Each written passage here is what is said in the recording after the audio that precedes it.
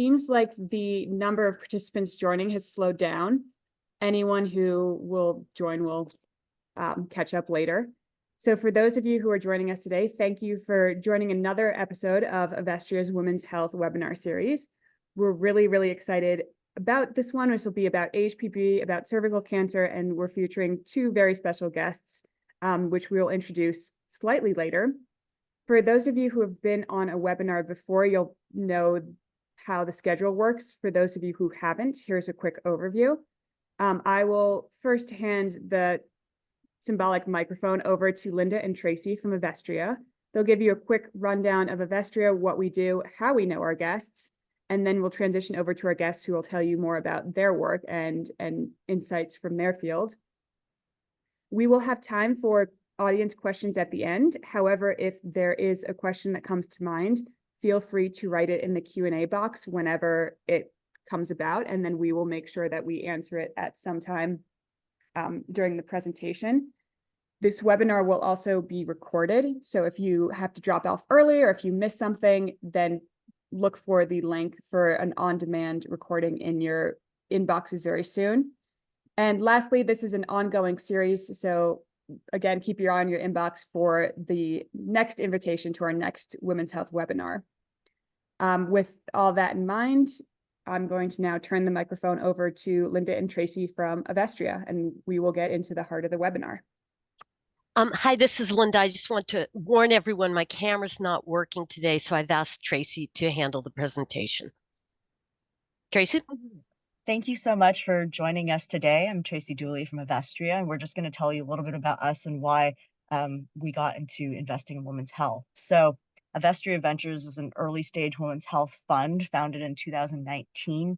And we really got into this because of our operating backgrounds and our understanding of the unmet need here.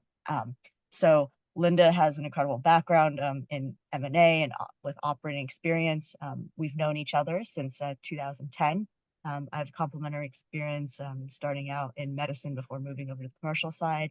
And we're joined by Ava Ecker and Michelle Branch. And Ava, our wonderful director of marketing, we've known for a couple of decades, and likewise for Michelle as well, who's our deal counsel.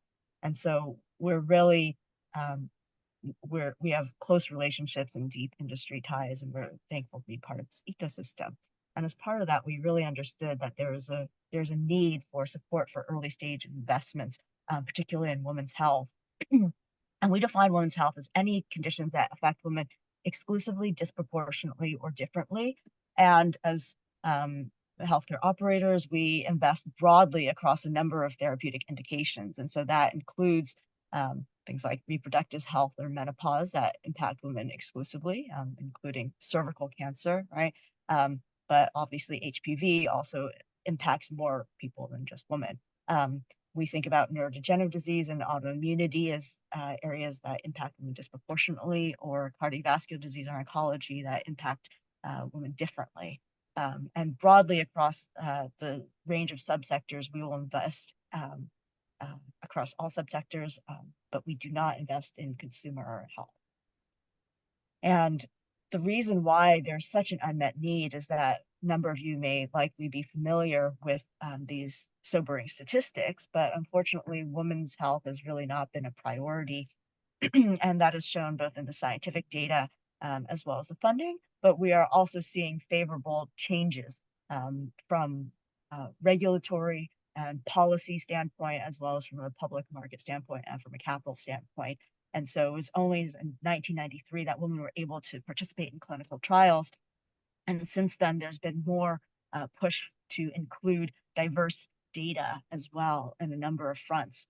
And we can see that the lack of including women has had significant impact in a number of diseases in terms of women's outcomes and the misdiagnosis of women and sort of a lack of attention. But we are seeing that policy changes like the Maternal Omnibus Act or the FDA's requirement for diverse patient data more recently, as well as some growth in capital markets in terms of funding for women's health. Early stages are all creating some very nice tailwinds that indicate that this is a great opportunity to invest in. And within a large and growing $4 trillion healthcare market in the US, I think we really believe that there's significant opportunity here. And so we've been really thrilled to be able to invest in wonderful portfolio companies, including obviously CEO Kristine Ball, who's the CEO of Antiva, and Dr. Cox, who will tell you a little bit more about Antiva and their fight against HPV. And I'll turn it back over to Ava to introduce them formally. Thank you for joining us. All right, so we're really excited today to have Kristine Ball, who is CEO of our portfolio company, Antiva Biosciences, and Dr. Thomas Cox, MD, who is incredibly accomplished, and we're so lucky to have both of them.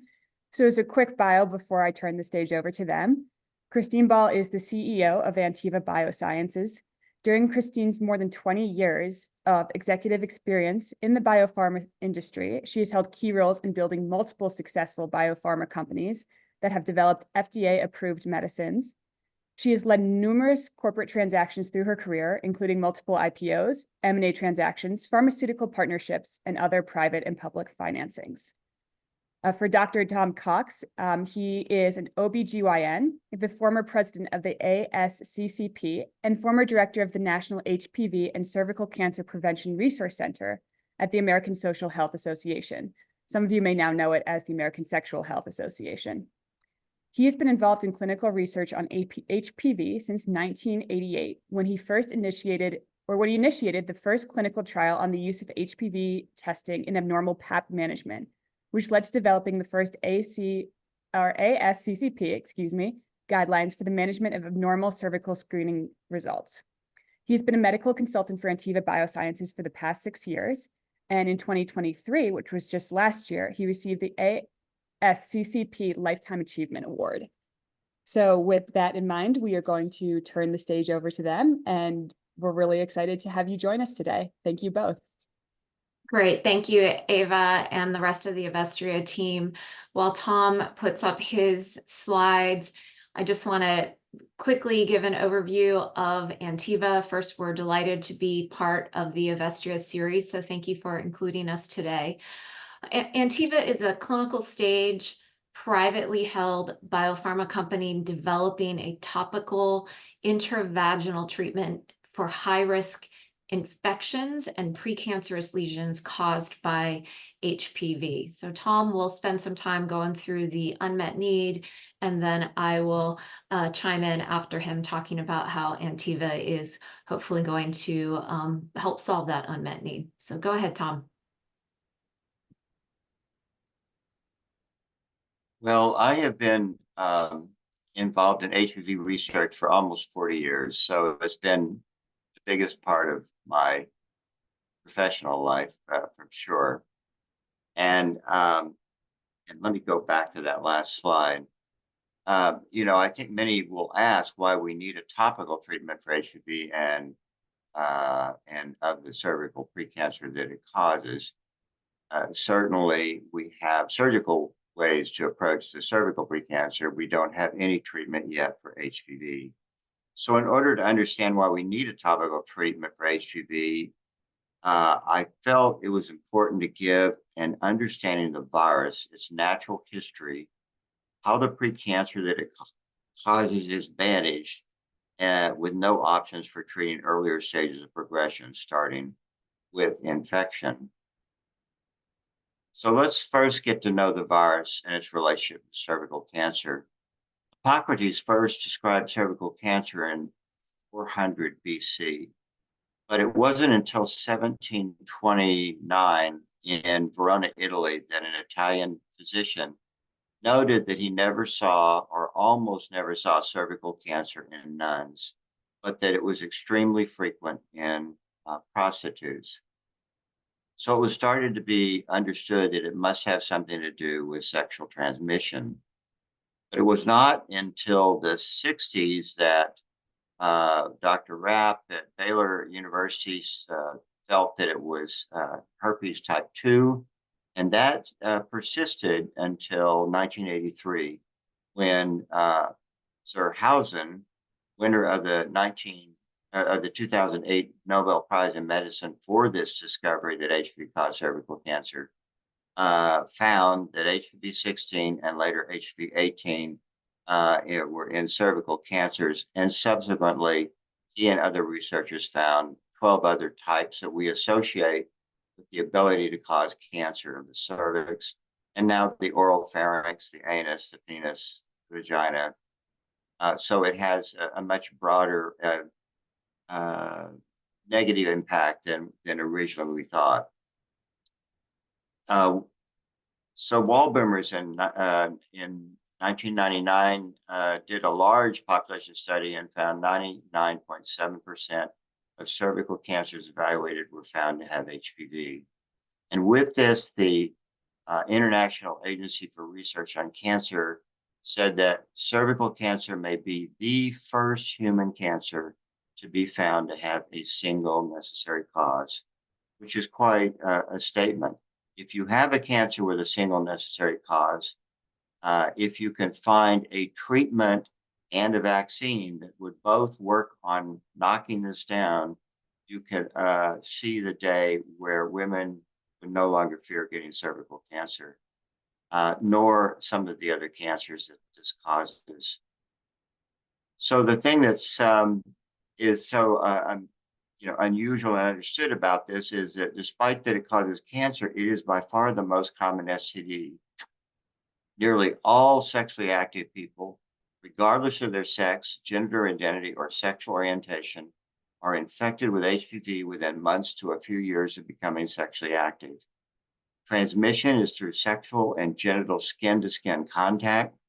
The prevalence peaks within a few years of median sexual debut, which is 17 in the US, but about 25% of young girls 12 to 13 have already started having sexual activity. Hence the reason for vaccination being so early. The CDC estimates that at any time, 43 million women are infected with HPV and 13 million new infections occur every year. Now, most HPV infections go away on their own without causing cancer. Within 12 to 24 months, about 90% of HPV infections are suppressed by the immune system and are no longer detected. Even though some may persist in a latent phase, they are generally felt under most circumstances to not be at risk for the individual. High-risk HPV infections that persist can cause cancer, and persistence, especially of HPV 16 and 18, but also of any of the other 12 high-risk types, predicts the risk of future development of high-grade cervical precancer, which we call CIN2-3, particularly CIN3, and otherwise known as HSIL, or high-grade squamous interepithelial lesion. And in a long enough period of time, enough mutations can eventually develop, caused by the HPV's ability to shut down our p53 and retinoblastoma genes, which normally control elimination of spontaneous mutations, and this can result in cancer. So cervical cancer is the fourth most common cancer among women globally, causing an estimated 342,000 deaths in 2020. Now, if we look at the median timeline of this process, we see that almost everybody in this yellow line in their early 20s gets an HPV-infected cervix. Then there is viral persistence and progression for more than 2 years in about 10% of those women. And the other 90% will regress and the HPV test will return negative. Those that persist, though, can go on to precancerous lesions, and you see this in the late 20s to early 30s, and extending out in the 40s and the rest of one's life, there's some risk. And given about a 10 to 15 year interval between this precancerous lesion and true invasive cancer, we see that cancer starts to rise in the mid 30s and peaks in about 40 to 42, and then stays fairly high the rest of one's life. So the CDC estimated most recently that there are 176,221,000 CIN2-3 pluses, or HSIL, diagnosed in the US every year, and typically these are treated by surgery. About a third of these women are 18 to 29 years of age, 38% are 30 to 39 years, and 26% are greater than 40 years. So there's quite an age distribution. And you can see here where the virus strikes. It strikes right at the squamous-columnar junction at the entrance of the cervix to the inside of the uterus.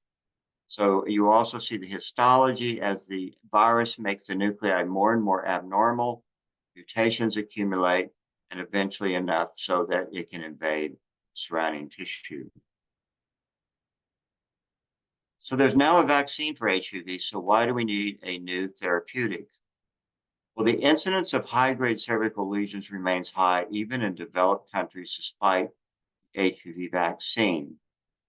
Most significantly, because the HPV vaccine was not available until 2007, most women born before 1990 were not able to be vaccinated prior to the median age of first intercourse. And because it's so easily caught, there's substantial likelihood of already having been exposed to one or more high-risk HPV types. Therefore, it would take more than a generation or two for the majority of cervical cancers to be eliminated, even if full vaccination is achieved. Vaccine uptake in the US and a significant part of the EU has been slower than expected, leaving many women unprotected. Less than 1% vaccine coverage in Japan because they withdrew their vaccine program early and then only recently restarted it. And although the WHO goal is to have a majority of the world's population of women HPV vaccinated by age 9 to 14, HPV vaccination over the last few years has decreased worldwide. And by 2022 was estimated to be only about 15% of all age-eligible girls having at least one HPV shot. So let's look at the need for non-invasive treatment for all stages of the life cycle of an HPV infection prior to cancer. And first, let's look at the treatment of CIN2-3, which presently is treated surgically. There are no FDA-approved non-surgical therapeutics for CIN2-3. The standard of care is surgical excision, primarily by LEAP. A non-surgical option would be a major advance in women's health. It preserves reproductive health. The LEAP carries risk of preterm delivery and low birth weight infants and infertility. And it acknowledges the trend of women demanding less invasive therapies. It improves access and health equality for women in low resource settings. And indeed, approximately 49% of the counties in the US have no practicing OBGYN. And this is markedly increasing recently due to the effects of Dobbs on OBGYNs leaving practices where they feel at risk of being persecuted. Treatment of HPV infection in CIN1 has not had any option. There's no approved treatment for either of these, and the guidelines for women testing positive for HPV and primary cervical screening, that is about 10% of women screened, are to follow without further evaluation or treatment unless a triage cytology is abnormal and to repeat the HPV test in 1 year. So not only women who are HPV positive but not found to have CIN, but women diagnosed with CIN1 are also watched rather than treated. This is almost 90% of the women who are found in this situation, who are given a positive HPV test result and a watch and wait recommendation that causes great anxiety in many women want to do something. Places their doctors in the difficult position of trying to reassure without being able to offer treatment or even answers to many of their questions. And I've had so many questions thrown at me. Where did this virus come from? And is my partner at risk? Or can my partner give it back to me? Will I get cancer? Will my baby get cancer? You know, it's just a whole list of questions that indicate intense anxiety. So the development of successful topical antiviral and antiproliferative agent will be of great benefit to millions. You can see the numbers here, 1.3 million CIN1 every year, 13 million new HPV infections, and as well as up to 227,000 to CIN2-3. The other benefits of treating HPV and CIN1, besides reducing patient anxiety, unresolved HPV is risk for further sexual transmission. And that further sexual transmission can also lead to significant risk for progression, not only of cervical cancer, but oropharyngeal cancer, anal cancer, and penile cancers. And patients can be lost to follow-up, especially in low-resource settings. It also provides opportunities for early intervention. For the 2019 ASCCP guidelines and the American Cancer Society both recommend testing for high-risk HPV as the primary cervical screen rather than screening with the Pap smear. Many countries around the world are adopting this paradigm, and in fact, the majority are adopting it, including a recommendation of the World Health Organization for all resource-poor countries that can instigate this. So having a topical treatment to send home for patients to self-treat facilitates the two screen and treat recommendations of screen the person, give them a treatment, and send them home to be able to continue the treatment. So ABI 2280 is designed for broad utility. It is a lipophilic prodrug of PMEG, which is an acyclic nucleoside phosphonate that inhibits human DNA polymerases. It has a dual mechanism of action, which is both anti-proliferative against the cells that are out of control and growing, and it is antiviral against the virus causing the proliferation. It has potential to treat all HPV subtypes as a target is not a viral protein. It should treat all stages of disease from infections with CIN2-3, and it works independently of the immune system, so it should be effective in treating HIV-positive patients. So Antiva's vision for the future is to actually use this mechanism of action of ABI 2280 to not only treat high-grade precancer, but to also treat the early stages in the life cycle of the virus and its progression to precancer. This would provide reassurance from the moment of being given the diagnosis of a positive HPV test that there is something that can be done immediately to decrease the likelihood of continuing to have persistent HPV and the potential consequences of persistence on subsequent development of cervical precancer and cancer.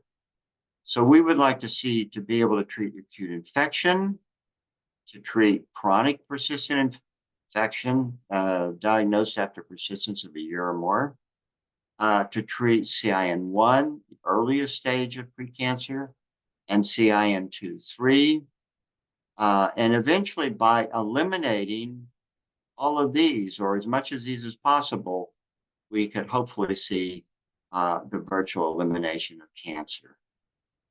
So I think this offers great promise, and I'm looking forward to your questions. I'll turn this over to Kristine.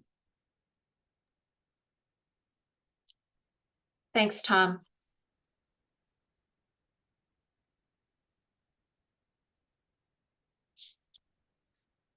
Let's pull my slides up here.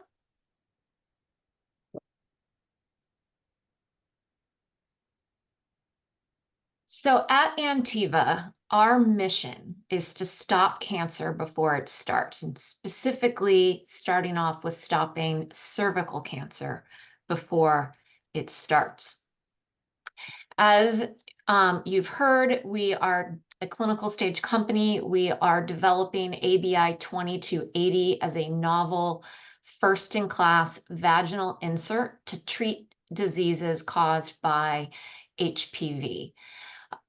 We currently have 2 active programs. We are currently enrolling a phase 1/2 study in women with SIN2-3. These are the high-grade cervical precancerous lesions that Tom just discussed. And later this quarter, we expect to have first patient in a phase 1/2 clinical trial for the treatment of women with persistent high-risk HPV infection.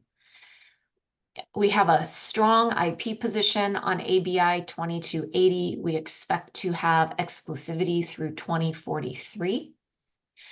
I joined the company in 2023. I was very excited about the mission and the unmet need and the potential to solve it. We also have an in-place leadership team with an executive that's a full-time employee for every key function in the company. This group of leaders has a tremendous track record of execution, achieving milestones, and strategic exits for their companies. And lastly, we are well funded. So in 2023, we closed a $53 million Series E round of financing. Thank you, Avestria, for participating and your support. That financing provides us cash into the fourth quarter of 2025, and we expect to have data from both of these clinical trials in mid-2025. So Tom just shared this slide, and it's important that I thought I would take a moment to reprise it. So if you ask a physician, do you think there's an unmet need here?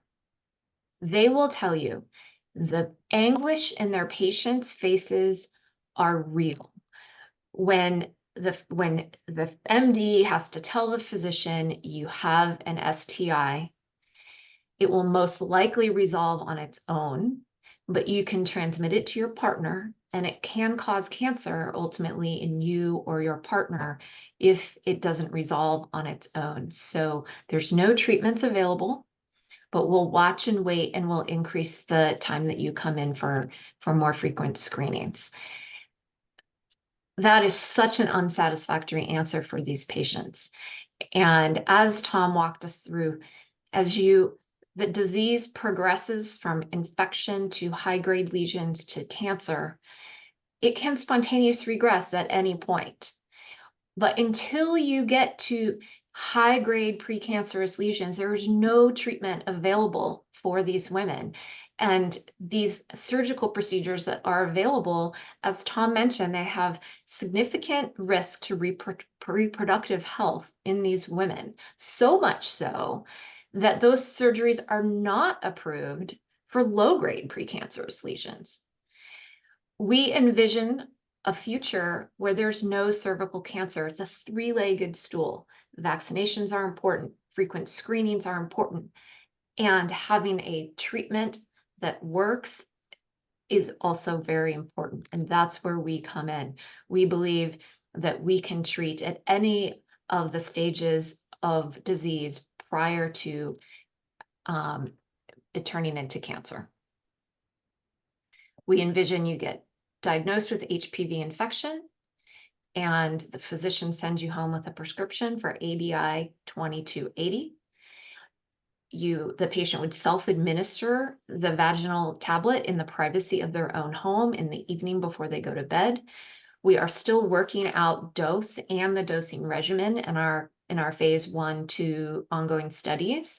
But the idea is the patient would dose for a short period of time, say 3 doses a week over 1 to 2 weeks to resolve the infection. This photo down here, it's given with a conventional off-the-shelf applicator. This photo was taken from a phase 0 study in healthy volunteers with blue dye placebo tablets, and you can see that the traditional applicator can deliver the tablet to the cervix. As I mentioned, we have 2 active programs, one in high-risk HPV infection, the other in patients with SIN2-3. The SIN2-3 is enrolling. The high-risk HPV infection, we expect to have first patient in later this quarter, and we should have data from both studies in 2025. Study 303, that is what we are calling the phase 1/2 study in SIN patients. It's a two-part study. It's part A is a dose escalation study up to 5 cohorts, 3 to 6 patients per cohort. And we will look to expand one or more cohorts into the efficacy part of the study, which is powered to show efficacy. This is an open label study. The primary objective of the study is to assess safety, tolerability, as well as efficacy in SIN patients.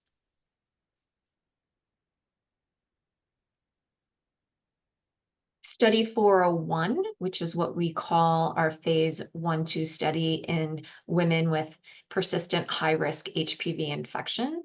This is a randomized, double-blind, placebo-controlled study. There are sentinel cohorts of 8 patients each with different doses and dosing regimens that will dose escalate up.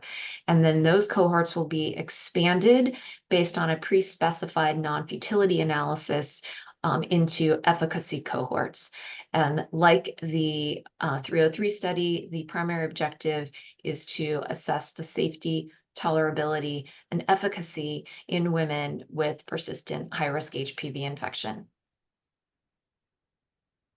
I mentioned we have a management team in place. 3 of us joined within the last year. So really with that Series E starting to move forward and execute. And we have a great group of well-known, highly respected life sciences investors in Antiva. You'll see Avestria on here, but this group of investors is a testament to the promise and the potential of our approach and the unmet medical need. 5.5 million women in the US get diagnosed with HPV infection every year, and there's no treatment. So I'm excited to be part of this mission-driven team and look forward to our efficacy readouts in 2025. Great. Thank you, Kristine and Dr. Cox. I think we're also looking forward to your readouts and your impact. I feel like one of the main themes through these women's health webinars is that there's so many conditions where women are silently struggling and don't even realize that they don't have to silently struggle. Like there are people innovating, there are people listening, there are people looking out for them. So thank you for being 2 of those people. For those of you on the webinar, if you have questions, feel free to put them in the Q&A box. We already have some questions coming in. So I'm going to sort of moderate this Q&A section. The first one is just for some context is what % of the US adult population is vaccinated against HPV? Tom, do you Yeah, have that is. Yeah. Yeah, go ahead. That's been changing significantly, but it's it's been in the range of about 57 to 60% in the last couple of years have had at least 1 shot.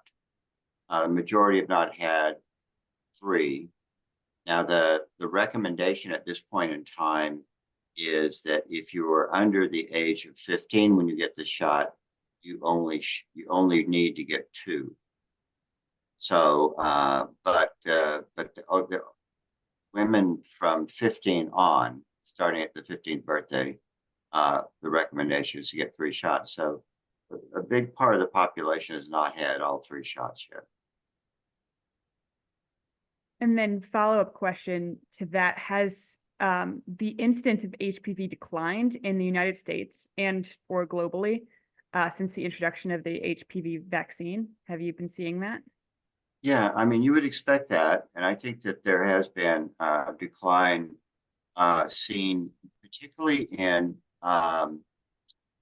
high-grade disease. And now we're starting to see some indication of a decrease in cancer in those women vaccinated when they were really young. And it's now been 17 years since that started.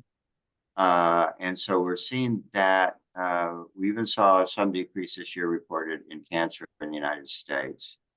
The ironic thing is in the screening that has been occurring in Australia, Australia did school vaccinations so that the majority of the population, starting in 2007, began to be vaccinated between the ages of 9 and 12, or 9 and 11.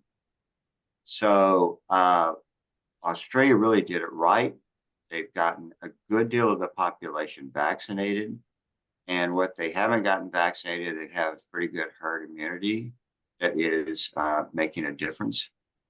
But despite that, the most recent report on primary cervical screening in Australia, which has now switched to not using the pap smear, but using the HPV test, just like we're switching here, but they switched completely nationally about 4 years ago.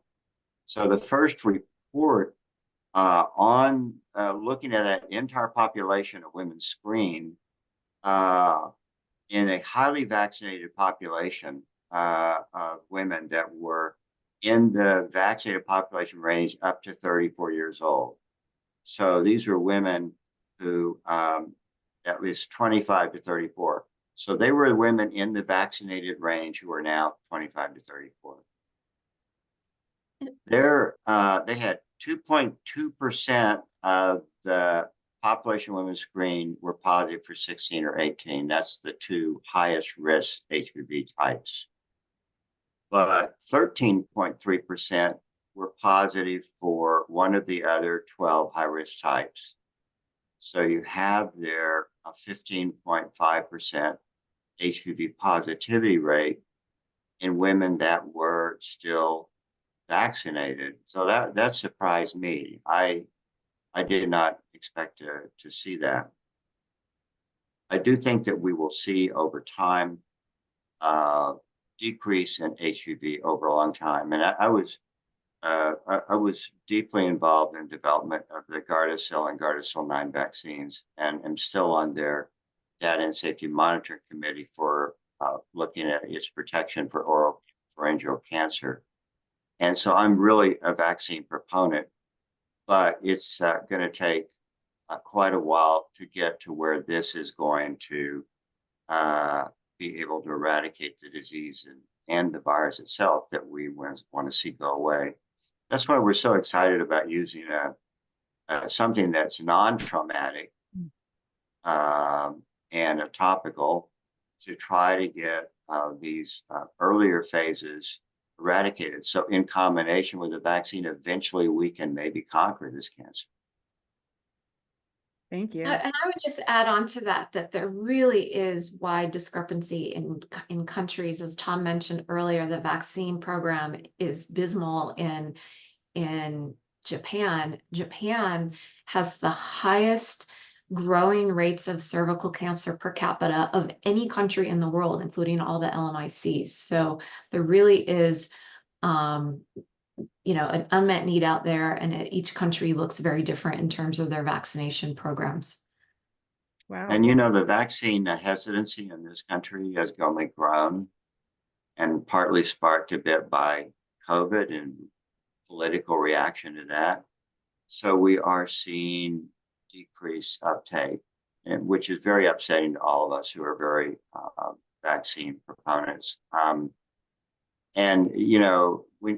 Again, I was really surprised by these statistics of positivities in vaccine when in the cohort of women who were highly vaccinated in Australia, because Australia is the most vaccinated country in the world at this point in time.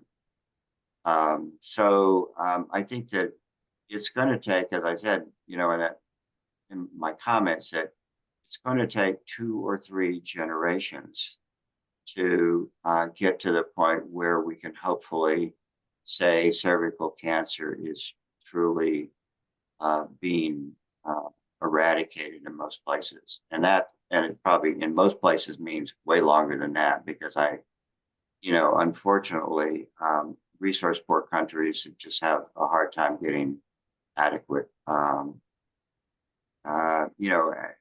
adequate prevention, just because even the tiniest amount of cost is often unaffordable for government in many of these countries.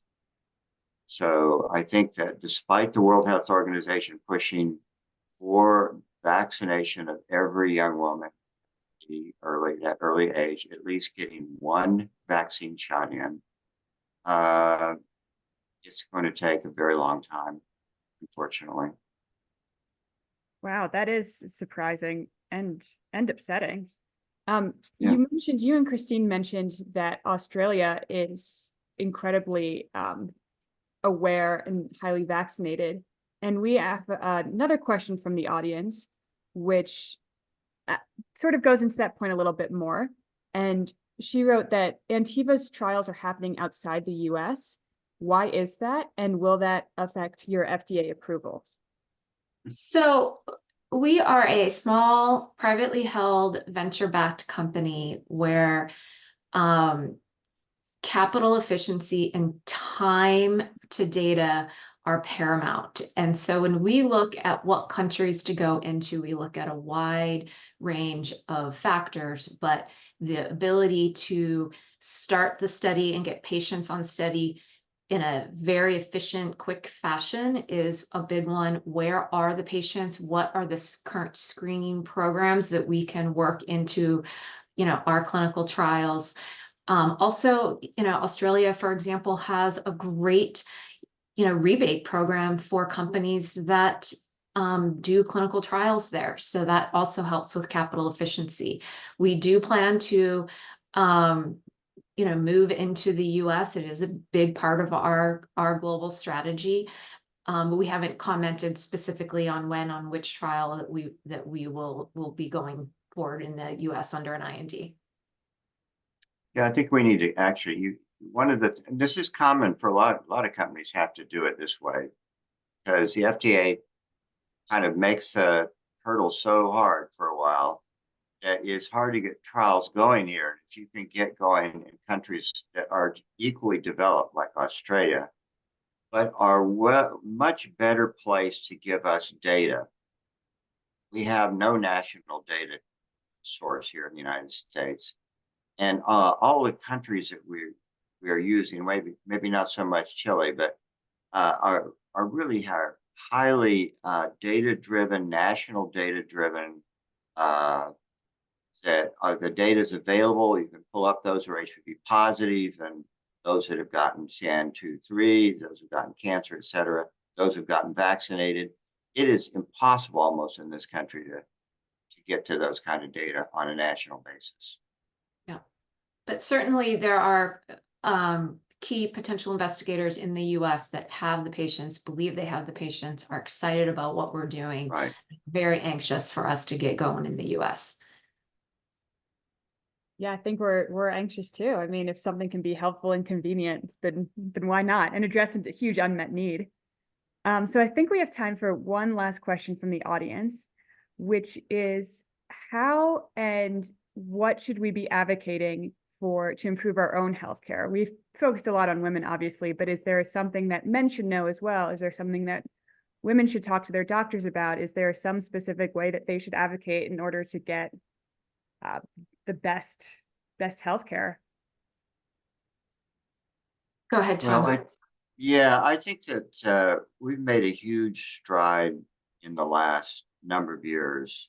First, with developing and highly promoting the HPV vaccine, and encourage all parents to try to get their children vaccinated between 9 and 12. And I spent many years on the road trying to teach physicians how to talk to parents, because there was always pushback.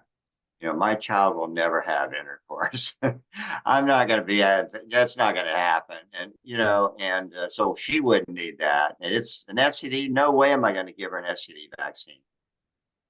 So we made big strides in that, despite the fact we're still running into vaccine hesitancy. And then we made big strides when we moved from screening women with a pap smear to pick up cervical precancer to treat, and instead screening them with an HPV test. It's much more sensitive. picking it up and then triaging the positives with a pap smear then becomes quite specific. And we are seeing in lots of studies now, cervical cancer rates going down because of this approach, picking up women much earlier, treating a lot more SAN 2-3. So I think these two things together, encouraging women to get their children vaccinated and encouraging them themselves to get HPV screening on the basis recommended, which because it's so sensitive and predictive for a long term, if you're negative, you don't have to screen again for 5 years, which is very different from what cytology was.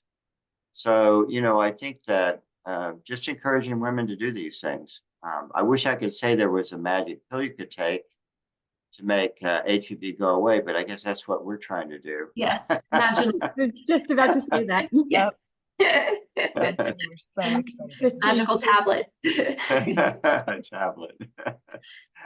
Kristine, do you Ava, want to can share I your ask, thoughts? is it Oh. okay if I ask a question? This is Oh, Linda. good. So I actually have 2 sons and both have had HPV vaccines. Is there any sort of screening that's ever done for males, or is it just not necessary? It's not possible. That's Yeah, it's the hard part with males is that, if they have virus on the skin of the surface of the penis and have lesions from it, that can, of course, be detected, but most males don't have anything that can be seen. And, most females don't either, but most females have a container, a vagina that accumulates secretions and exfoliated cells from the cervix. And that is a very easy place for a swab to pick up HPV.